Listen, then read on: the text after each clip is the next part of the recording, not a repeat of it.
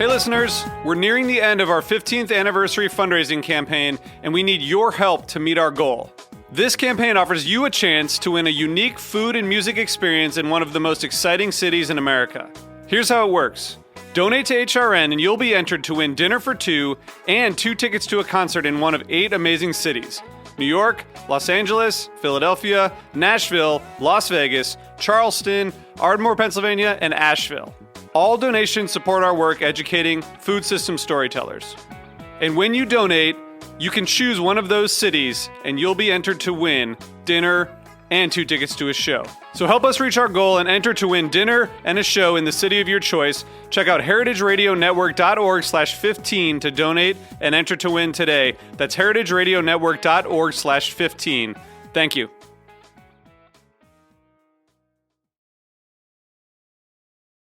Today's program is brought to you by Whole Foods Market. For more information, visit WholeFoodsMarket.com. Hi, this is Celia Kutcher, host of Animal Instinct, and you are listening to Heritage Radio Network, broadcasting live from Bushwick, Brooklyn.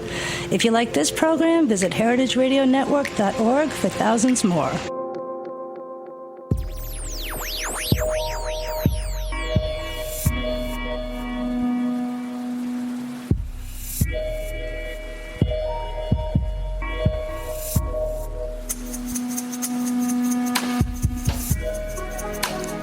All right. Thank you so much for tuning in to the Heritage Radio Network.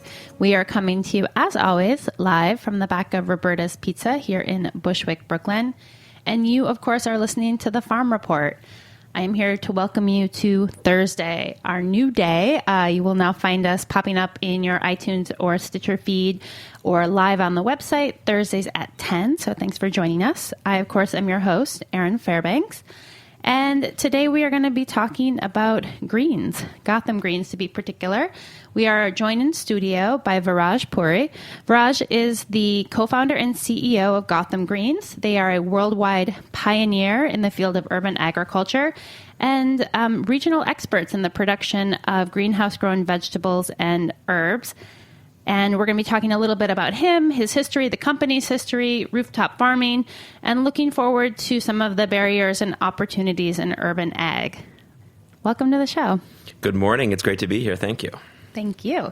It's like a balmy day. I feel like walking in past all the greens we have here at Roberta's, I had a little nasturtium flower for a snack, so my tongue is still tingling a little bit. One of the things I wanted to hear from you before we kind of jump into everything is on your website, you know, you guys talk about being inspired at the beginning of Gotham Greens by innovation and technology, but being driven by a sense of duty to address the ecological issues in farming and agriculture. And I'm wondering if you could tell us where that sense of duty came from and what, you know, back in 08, 09, and I'm sure probably a little bit in 07, as you were thinking about what you wanted to do, what you thought those ecological issues were. Yeah, so I was working broadly in environmental engineering and green design principles and conservation. From a very young age, I was drawn toward conservation and ecological issues, mostly from a recreational standpoint. I grew up in the outdoors, rafting, hiking, trekking, and our family vacations often took us into wilderness areas. So from a very young age, I developed an appreciation for the natural world. And through college and high school, I tried to find internships and jobs that could address some challenges that are, you know, facing the planet and the environment, but also harness technology and find solutions. So I was working broadly in renewable energy, green building. I spent some time working on fuel-efficient cook stoves in Africa, and slowly started reading more and more about our modern agricultural system and just the enormous impact that it has on the natural world. Agriculture is the largest consumer of land on the planet. It's the largest consumer of fresh water. Approximately 70% of the world's fresh water withdrawals go toward agriculture. It's the leading source of global water pollution in terms of water runoff, so et cetera, et cetera. So I started to recognize these growing trends, and then I was also exposed to controlled environment agriculture or greenhouse agriculture, and saw that using certain techniques, it could address a lot of those issues. It could use far less land, far less water, could eliminate all sorts of agricultural runoff. So it was a perfect meeting of the minds of deploying technology to address resource considerations. So what's like the next step? You're like, okay, then what? You're like, how did you decide Greenpoint, Brooklyn? I mean, I feel like there's something to me that's kind of interesting that your first two sites are also super fun sites. So I'm sure that's like not something you want to spend a ton of time talking about, but this is a thing that comes up with urban agriculture all the time, is especially in New York City, people are very concerned, like, oh, is this like safe? Can I eat this? In a way that they don't ask that question when they go into any other market, and the traceability, the line of things, it's like a big selling point of urban ag. And so I'm wondering, like, how do you go from like the idea to the implementation? What were some of the first kind of things that you had to think about and figure out and do? And how did you put your team together? And that's 17 questions. So start with whichever one feels easiest. All great questions. I might need a nasturtium flower to get me through those. Yes, but we can make that happen. It was the hydroponics that was very attractive to urban agriculture. Look, there's many different ways to farm sustainably and responsibly, and I believe that the methods you choose have to be well suited to their unique geographical context, economic context. And as you correctly pointed out, cities don't have very good soil quality. In some cases, they're highly polluted brownfields or even Superfund sites. So we saw hydroponics as a way to skirt that. Yeah, that makes a lot of sense. As I'm sure a lot of your listeners know, hydroponics doesn't use soil. And so we figured this was a very modular technology that you could get a lot of yield from a small footprint. So very early on, when we decided, my partners and I, which I'll introduce in a little bit, decided that we wanted to do urban agriculture, we started looking at hydroponics as a technique that was really well suited to that. And not interacting with the soil, I think we took away some of those health risks associated with that. We wanted to be commercial scale. We were very, very clear about that up front, that we wanted this to be a financially viable operation that could operate year-round and generate the lion's share of revenue from the actual crop production and the sale of those crops. And more and more things started pointing to hydroponics as something that's commercially proven, and if done well, could be a financially sustainable enterprise. And then enter in my partners. One, given that we wanted this to be a business, teamed up with my partner Eric Haley, who has a finance background. During his MBA, he worked on sustainable enterprise business plans. So he was also drawn towards sustainability as a force for good in the business world, but brought that business acumen, ability to write a business plan, raise capital, understand valuations, raising debt and equity. And then our third partner, Jen, is a plant scientist who has, I believe she's been on this show as well, or at least some other shows on Heritage Radio Network. But so she's a very deeply trained plant scientist who has commercial experience as well as an academic background in controlled environment agriculture, hydroponics, sensors and controls. So we all got together. We all have complementary skill sets. I was sort of working on project management and things. So we set out to find sites where we could actually build one of these hydroponic greenhouses. And New York just has very little space, right? Yeah. It's such a densely built up city, densely populated city. So we started looking at rooftops as this viable alternative. They're just acres and acres of underutilized rooftops. How did you think of rooftops? Well, there had been some chatter about it. Even Jen, during her master's degree at the University of Arizona, started looking at some buildings in Tucson where she could do some rooftop farming. And rooftop gardens were starting to spring up. You started to see urban planners, designers, entrepreneurs from around the world looking at rooftops. And green roofs had obviously gotten quite popular. They have, and just to differentiate a little bit, green roofs are vegetative gardens that help capture stormwater, help to insulate the buildings.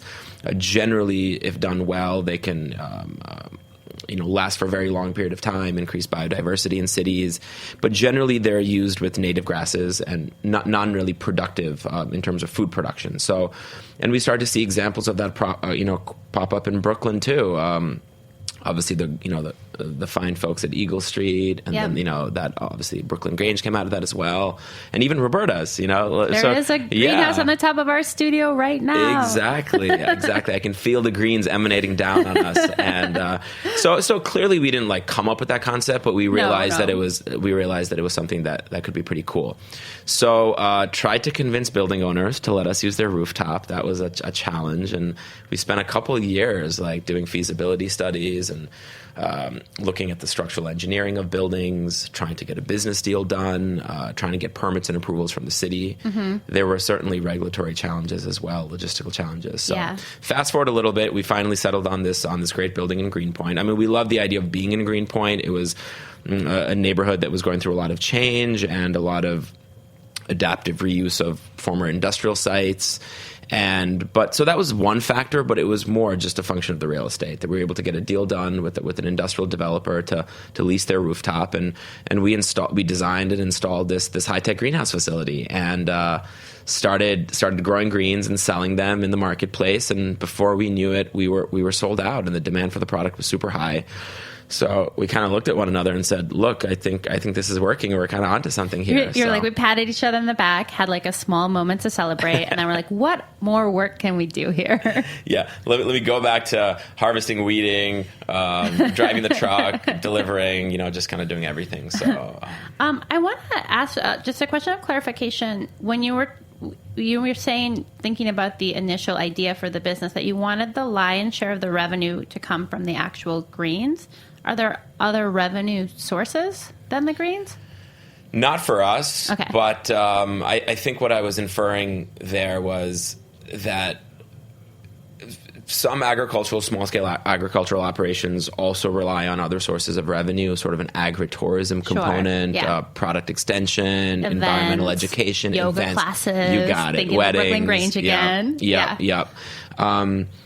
And those guys are a worldwide phenomenon. They've done a really super nice job. And I think given the climate here, they're constrained a little bit by year-round production. So I think those other sources of revenue are very, very intelligent, in order to be a financially sustainable year-round enterprise, which they've demonstrated that they can be. But for us, the year-round production was super important, especially to start getting into more mainstream institutional food distribution. So mainstream retail, mainstream institutional, they really rely on year-round production. They're like, we want it, and we want it tomorrow all the time, because that's our menu for Tuesday. We do XYZ.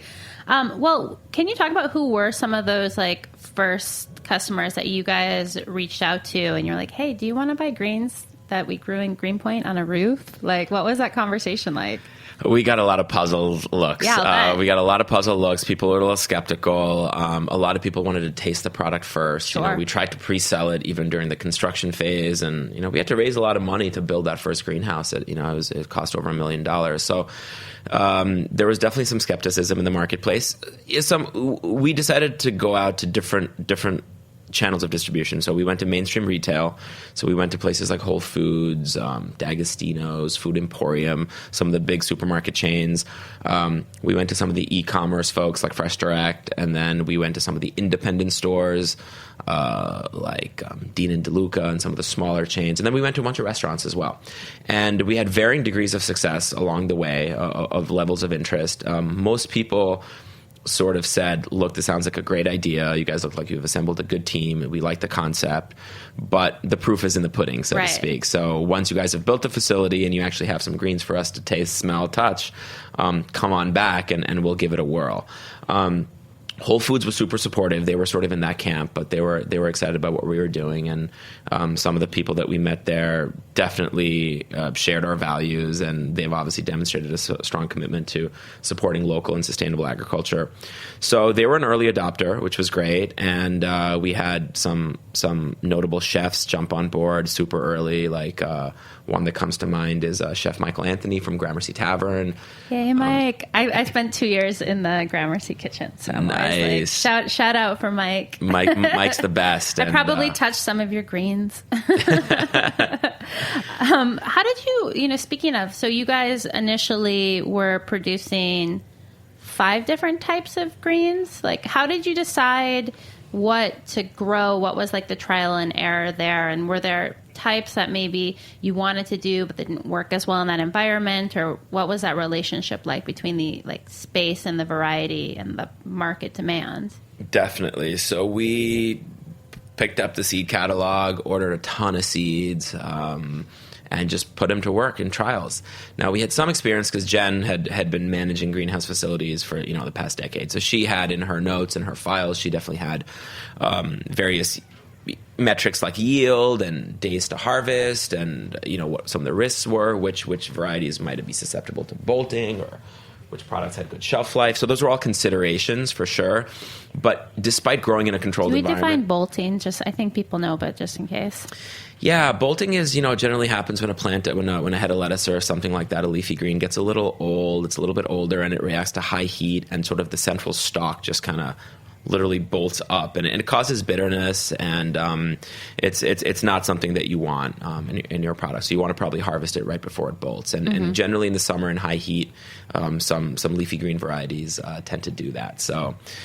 And despite growing in a controlled environment, which theoretically you create these perfect optimal growing conditions for the crops and ultimate control. Exactly. And really, as Jen likes to say, it's really more modified environment agriculture because it's really very, very difficult to create this totally controlled environment. And plants are biological things. They have personalities, and there's different weather conditions. And yeah, we have tools like fans and vents and lights and different things to manage the climate, but every environment has its own sort of little micro ecosystem and subclimates and stuff. So getting back to your question, it was just a lot of testing. We didn't want to test too many things. So we started with 5 products, but some of them were blends, leafy green blends. So there was 4 or 5 different varieties within that. And some worked well and some didn't work. And we're continuing to trial vegetables and different we've played around with tomatoes a lot, different types of leafy greens, different types of herbs. And we're constantly in a state of R&D. So over the last 6 years, we've probably trialed, well over 200 different types of varieties. I would like to be at the other end of that salad table. Keep them coming.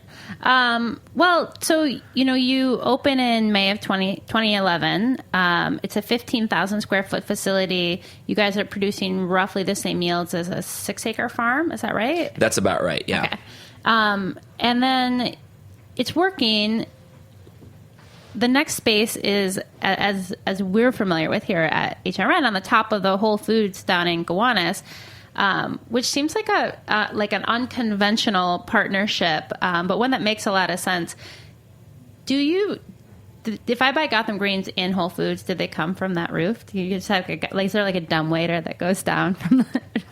Pretty much. It's an elevator, but yeah, it drops right down into the produce section 365 days of the year. Very Willy Wonka, Exactly. I mean, it's as we like to say, it turns food miles. This whole notion of food miles, and turns it into food footsteps. It doesn't really get much closer in a mainstream retail environment to get one's fresh produce, right where at the point of growth and harvest. So, yeah. So Whole Foods was an early customer out of our first facility out of Greenpoint, Brooklyn, and they were, to speak on their behalf, I think they were impressed with what we were doing and the consistency and the reliability of this premium quality local product that they were getting day after day. And we weren't being able to produce enough of it, frankly. And right. So they saw this as a really great alternative to the conventional produce or coming from California that was 4, 5, 6, 7, 8 days old by the time it hit the shelf. And customers were really responding to what we were doing. So we got into some discussions about potentially partnering on a greenhouse project together. And the new Brooklyn store in Gowanus came up. And as you noted earlier, it's on a former Superfund site, so they're in the process of remediating it. And in response to that being a Superfund site, they really wanted that store's personality and characteristics to be as environmentally sustainable as possible. So they wanted it to be, they were aiming for LEED Platinum status, and LEED is this a certification program through the U.S. Green Building Council.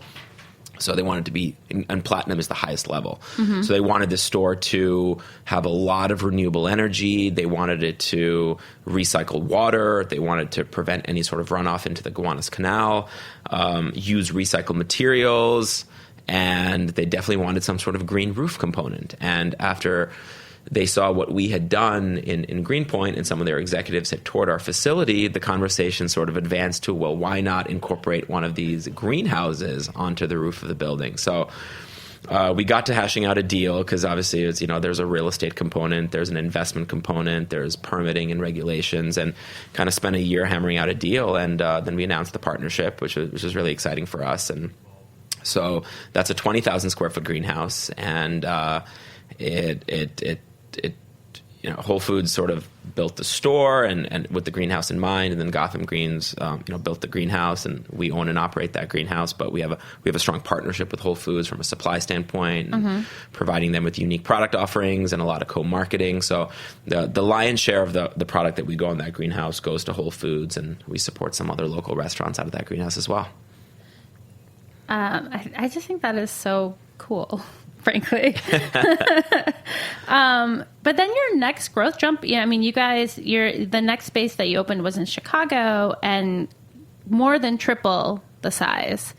And then again, now you have just this past February opened a space in Queens. So can you talk about, as you're thinking about expanding your company, and what sites make sense, where makes sense, what are the factors that go into those decisions? Is it just looking at good partnership opportunities? Is there a geographical component?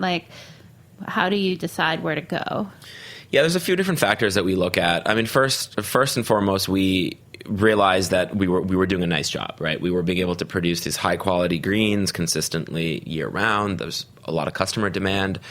So, we were really achieving what we set out to do. So we said, let's keep doing it. And we were making money doing it. We were profitable. Our investors were happy. Our lenders were happy. Our customers were happy. It's a lot of boxes of greens to repay the, what initial, you said it was $1 million to build the first. So I'm thinking about each box of green takes a while. Yeah. And a lot of it is because of the yields that we get, right? So just our team of growers work really hard to produce as many greens as we can, reduce the crop cycle so we can get as many crop turns per year. And then everyone wants good quality local greens, right? Not just New Yorkers. So why not other cities as well? Right. And so other cities also have people who care deeply about the environment and local food production. And even if they don't really care about those things, they just want a good quality product that's cost competitive, tastes good, and hey, if it checks other boxes, like it's environmentally sustainable and it supports local jobs and a local economy, well, then that's gravy on top of that. So Chicago is the third largest city in the country. It's a cold weather place that doesn't have a lot of access to year-round food. And it's also got a thriving food culture and a rich food history. So and urban agriculture. There's a lot of urban farms there. So we saw it as a market that was very receptive to local food production. So we thought if we could bring our brand of a little bit more kind of commercial scale cultivation, that there would be a market for those products. So we set off to find the right real estate in Chicago, and it's challenging. You go through commercial real estate brokers, you go through you talk to a lot of real estate developers, landowners, and then. But we'd obviously had a lot of success in New York through these partnerships, like this partnership with Whole Foods. So we were introduced to a company called Method Products, which is based out of San Francisco, and they're sort of an industry leader in their field of eco-friendly soaps and detergents, and they have a strong commitment to environmental sustainability, and they were in the throes of designing their largest manufacturing facility until date on the far south side of Chicago, and they too wanted this facility to be LEED Platinum and represent sort of 21st century manufacturing, that it didn't have to be smokestacks and dark confined spaces. And soap making can be a dirty business. Right, extractive and just all this pollution. And they wanted it to turn it on its head, that we could make this great soap using organic materials and we could power the plant with renewable energy, and why not have food production in the plant as well? So their architect who's actually a design guru, Bill McDonough of Cradle to Cradle fame, had read about our work and contacted us, and it was fortuitous because we were actively looking in the Chicago market, and we got in touch with the folks at Method and worked out a deal and set up roots in Chicago. So that was just really exciting for us. It just kind of represented our first expansion outside of New York, and to see if we could really scale. And our projects were working really well in Greenpoint and Gowanus, but we were a little bit confined in our space. 15,000 feet, 20,000 feet. Even though we get those huge yield multiples compared to conventional farming, it still is not a lot in the scheme of things. It was an acre of production, so that's equivalent to about 20 acres of field production. But we wanted more, and there's a certain degree of economies of scale that you get in terms of just the overall capital expenditure, and then also the operating expenses. The bigger the better in some ways. So we said, okay, let's try a different format. Let's try to go a little bit bigger, and so we settled on just under 80,000 square feet, just 2 acres. And great project there. It employs over 50 people. 49 of whom are from Chicago. Only one person from New York sort of moved out there. And we've established relationships with a lot of retail partners there, restaurant partners, community gardens, community farmers. Did you notice a difference? I mean, because from when you were initially looking for a space for the first location, and then actively producing and looking to connect with customers, you fast forward 5-6 years, did people get it faster? I mean, were you able to see a change in people's understanding of what the product was and the concept? Or I'm wondering how fast that information is kind of trickling down from the real estate community, and then also from the supply chain for the people buying the greens. Yeah, there's been a sea change over the last 5 or 6 years. I mean, we got very puzzled looks, presumably laughed out of a lot of rooms early on. Back in 2009. Now you're the ones laughing. So I think I think the space has also changed over the last few years. Yeah. I mean, there's been so much more media exposure to different applications of urban farming, not just ours, but container farming and vertical farming and aquaponics and hydroponics, and there's just been so much more mainstream exposure to urban agriculture. I mean, the agricultural secretary and the USDA and large institutions like that have started to talk a lot about urban agriculture. So there's definitely been a change. And I think we just also developed some credibility over those few years, right. Having built and successfully operating a few facilities. And obviously the partnership with Whole Foods, a lot of people read about that. So yeah, it was definitely a lot easier. Now, that being said, we're still competing for real estate in markets where real estate is of high value, and there's competing costs, and sometimes you just can't compete, right? So still again, just greens. Yeah, exactly. Well, so when you guys came back to New York, I mean, kind of talking about the big G government getting with it a little bit. The Queens facility, you guys did get some funding from the New York State Energy Research and Development Authority. And I think that is super interesting. Why did they pick you to write a big check to, or did you pick them, or how did that work? Yeah, so New York State through the governor's office, through their Grow, I'm going to butcher the name of this program. It's a great program out of the governor's office to spur economic development throughout New York State. Yeah. And we applied.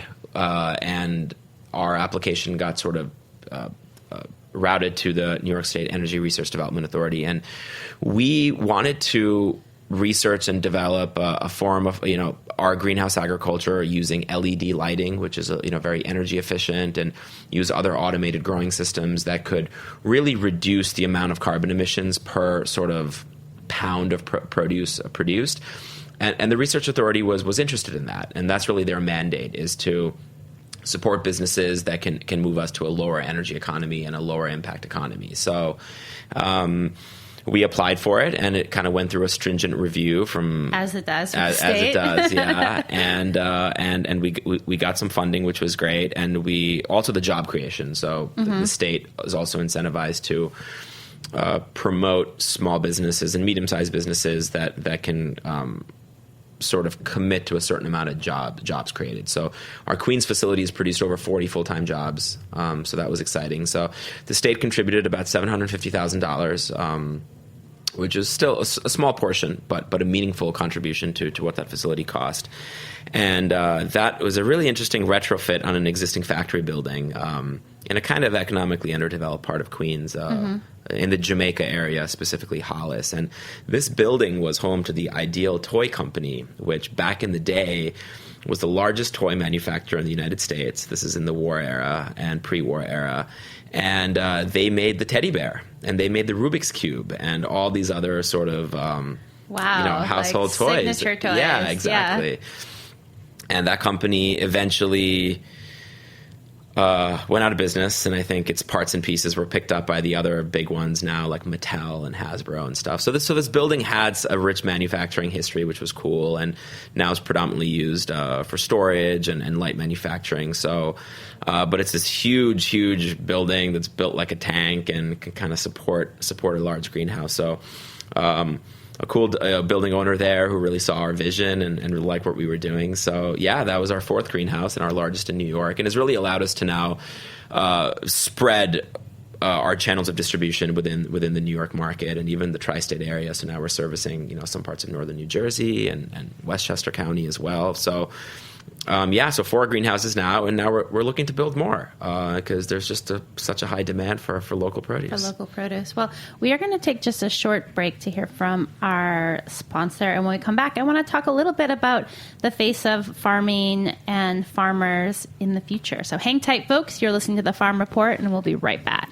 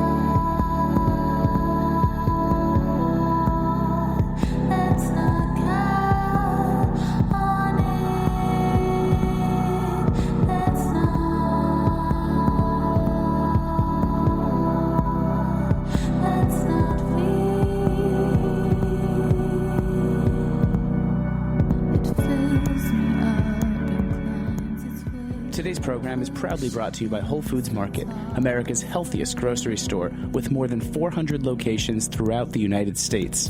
Download the Whole Foods Market app on your smartphone for recipes, sales, information, and digital coupons. Or visit WholeFoodsMarket.com to find a store closest to you.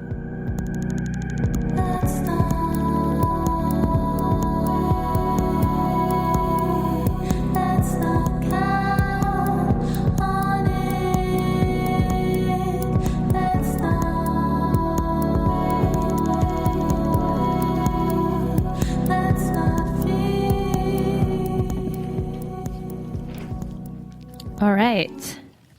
We are back. You, of course, are tuned into the Farm Report, and we are talking Gotham Greens today. And I want to spend the second half of the show kind of talking about the face of farmers, the face of farming, and kind of how you guys see it. I think that we, kind of the eating public, which is all of us, tend to really think of like farmers and food production very much in caricature. So when we think of a farmer, we think of an old white guy in some overalls on a tractor. Obviously, you're not old or white, or there's probably no tractors on the roof.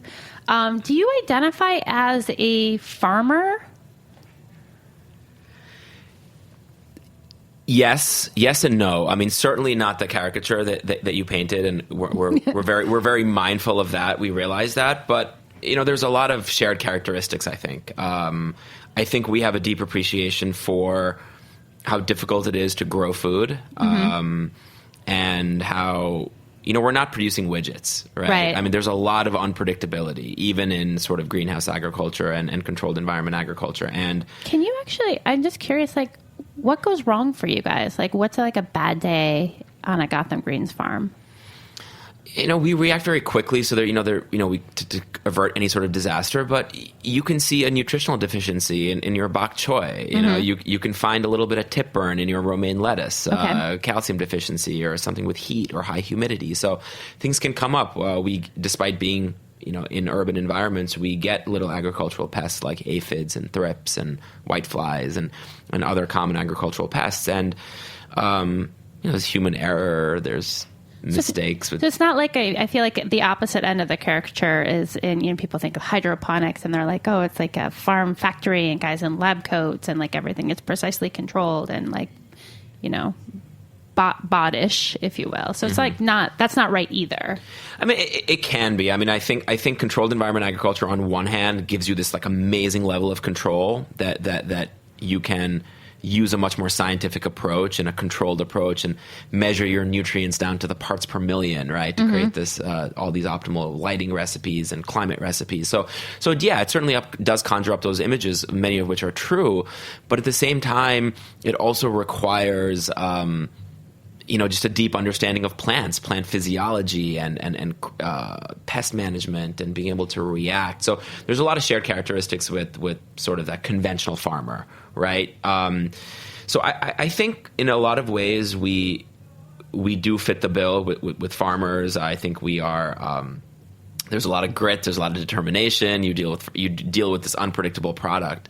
But at the same time, I think we're this new breed of farmer a little bit that takes a very entrepreneurial approach, takes a recognizing different trends in the marketplace amongst the food public and what they're seeking. They're seeking a lot of transparency and authenticity in their food production. Where is their food coming from? What are the values of this company that's producing this food? So we certainly work on not just being food producers, but also being a force for good in our communities, trying to communicate our brand and our values to our customers through programming, right? We do a lot of partnerships in the community, and we also have this like business. I mean, we're an investor-backed company, so we share a lot of characteristics with other startups in the consumer space or in the tech space, right? So we talk the language of Series A financing and Series B financing and valuations and things like that, but we're also talking about tip burn and seed varieties and lab analysis and stuff like that. So I think we're certainly a hybrid. And I think the changing face of farmers a little bit is younger people drawn toward food production, but liking that they can maybe practice it in an urban environment. They can use more technology. They can use a lot of data. I think that's something that's transformed our economy and our entire lifestyle, is just the plethora of data that we have and data-based decisions and solutions that we can make. And greenhouse farming is all about data. We're collecting millions of data points every second, and we're taking that data and we're being able to make well-informed decisions based on that data. So I think there's a lot of parallels with that and generally our economy and so how things are changing. So yeah, I think on one hand, we are those farmers that are literally watching the plants grow and we're watering the plants every day. But on the other hand, we're also, we represent sort of a new breed of technological entrepreneur. I feel like too, you're hearing more about companies in this space, in an urban environment, producing food. A lot of it is like lettuces and greens and things that are, like a lighter, like load bearing. Do you see this type of agriculture as, looking forward, supplemental to traditional agriculture, replacing certain parts of traditional agriculture? What does that kind of relationship look like? What does success look like from more of a bird's eye view, maybe even less specific to Gotham Greens in particular, but how do the things end up like balancing out or redistributing, I guess? My belief, and this is obviously a personal viewpoint, is that supplemental at best. I don't think urban agriculture is necessarily going to replace more conventional agriculture. I think there's, for a variety of reasons. One is, as you noted, we're sort of crop constrained. There's only certain types of agricultural commodities that can be grown profitably on a commercial scale using current technology in a controlled environment. And as you pointed out, leafy greens are one of them. Things like tomatoes, cucumbers, peppers. So really vining crops, crops that grow on a vine or crops that grow sort of like a head lettuce, leafy green, work well. Things like root vegetables are very challenging. Grains, wheat, rice, barley, proteins, fruit probably trees. Not rooftop livestock farming is probably a ways off. Yeah, exactly. So just from a practical matter, using current technology. Now, of course, technology could change, and we could start growing rice in cities. But I think given kind of a snapshot of today, I think we're constrained by what we can grow. And the second thing is, I think there's going to be competing real estate interests, right? Because these other types of crops need enormous amount of space to grow, rice, wheat, and stuff. It's going to be very difficult to be able to grow that in an urban environment. So all that being said, I think urban agriculture still has a very meaningful and significant role to play. I think to address all the issues facing our agricultural system and these other trends in the marketplace like urbanization and population growth and climate change, we're going to need a lot of different types of solutions. And I think a more sustainable future is going to be comprised of a whole bunch of solutions. And I think urban agriculture is one of those. And I think not just from the food production standpoint, I think that's a part of it, but it's also the other things that urban agriculture represents. I think it increases food literacy in our urban areas. I think it can improve public health. By teaching people more about urban farming. I think there's a whole community development aspect. There's an environmental education aspect. And it just gets people, just the food literacy aspect. People just know more about healthy food, and they're more exposed to food production. So I believe, and you kind of alluded to this earlier, that there's a lot of different companies now that are coming up with different models of urban agriculture, and more of them are sort of investor-backed and trying to really be commercial-scale applications. And, I think there's going to be a saturation point at some point because how many leafy greens and microgreens does the city really want? But that being said, there's still millions of tons of produce that's shipped into our cities every day that's grown using unsustainable methods in places that are really, really far away. So the more of that we can offset, and the more dollars we can keep in our local economy, and the more kids and adults alike we can teach about local food, I think are all major, major positives. One of the conversations you hear in agriculture a lot is, how are we going to feed a population of 9 billion by 2050? How are we going to feed the world? And I think for me, one of the things that's often missing from that conversation, especially in the U.S., is kind of talking about food waste and how much food we waste here. And I'm wondering, greens are highly perishable, and also then also lend themselves well to different types of technologies, thinking about the packaging, thinking about the decisions about how to wash, how to ship, how to transport. I'm just curious, how you guys think about that waste aspect, where that comes up with your production, and then how you think about that on the kind of consumer end. Yeah, as you noted, food waste is getting a lot more attention now, as it should. It's estimated that anywhere between 40 and 60% of the food that we grow in this country is thrown away. Oh, man. I was reading some stuff from the NRDC, and the New York Times covered it recently. And so that's just obviously a staggering waste of food. I mean, it's criminal on a variety of levels. Obviously, all the wasted resources. I think it's shameful in light of how many people are food insecure and have diet-related diseases and just don't have access to healthy food. And so much of it is also done for cosmetic reasons. So clearly it's a very, very big issue. And leafy greens they don't last very long. As you said, they're super perishable. So I think it's actually a nice overlap that what we were talking about earlier, that urban agriculture, you tend to find people focusing on leafy greens. Well, that's also the thing that is thrown away after a week, and it doesn't help if it's sitting in a truck for a week. So I think there's a really nice overlap there, that the crop that's well suited to urban food production is also one of the ones that can't be stored for long periods of time, can't be shipped dry, can't be frozen, or any of those things. So I think there's a really nice overlap there. And the more the greens are handled, they're gonna break down. The more that they have temperature changes, they're gonna break down. So the conventional supply chain looks something like this. There's greens that are grown in thousands of farms across, say, California, for instance. There are different contract farmers to some sort of marketing and sales company that will then buy it. They'll go to farms where they have this mobile harvesting facilities. Then all the greens are collected. After about a day and a half, they get brought to a central processing packing facility where they go through like a triple wash process through, it kind of beats up the greens a little bit, and then they get packed, then they get all packed up and then sit in some coolers overnight. So, we're kind of already onto day 2.5 or 3, and then they basically get shipped out, on semi-trucks to another distribution center some point in the country, and then it gets transferred to another truck, and it's taken out of the cooler, sits on a loading dock, goes back in, so it's going through temperature swings. And then it's making it, say, into a wholesale market, like in the Bronx, the Hunts Point. And then from there, it gets loaded onto a smaller truck and, it gets to a supermarket. I'm feling tired over here. Yeah, right. I'm like, and these greens are exhausted. These greens are exhausted. They're jet lagged and they're just not feeling it. So, and by the time it hits a restaurant plate or a supermarket shelf, it could be a week old. And a lot of that waste that happens is because of that entire supply chain. So by sort of disrupting that supply chain, growing them in such close proximity to the marketplace, we're significantly reducing food waste. Right. That makes a lot of sense.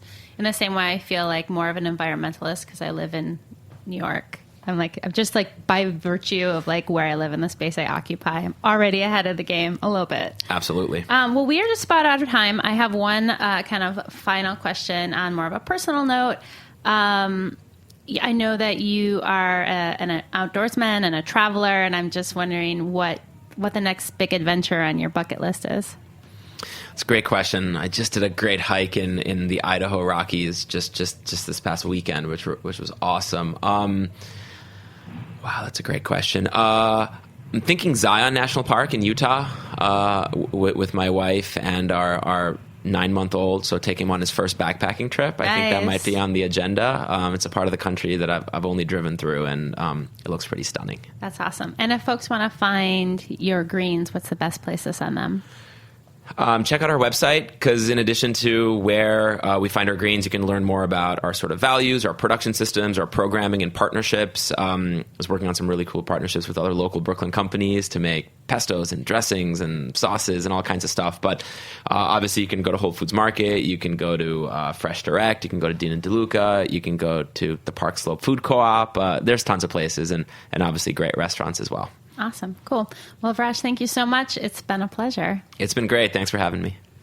All right. You did it. You made it to the end of another Farm Report. Thank you. As you know, this show, like all 32 of our live weekly programs, is available for free as a download via iTunes or Stitcher. If you like what you hear, rate us, review us. It really helps other people find the show. It helps us know what you want to hear more of, what you want to hear less of. We are, of course, a member-supported nonprofit radio station, so if you believe in our work, please consider clicking that beating heart on the website and becoming a member today. Thank you so much for listening. Stay tuned in.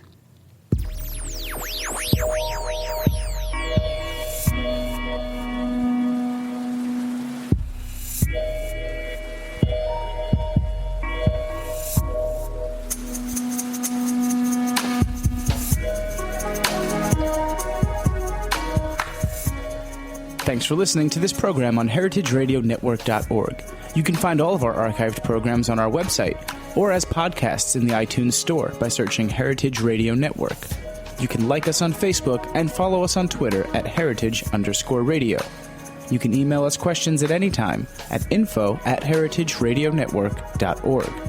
Heritage Radio Network is a nonprofit organization. To donate and become a member, visit our website today. Thanks for listening.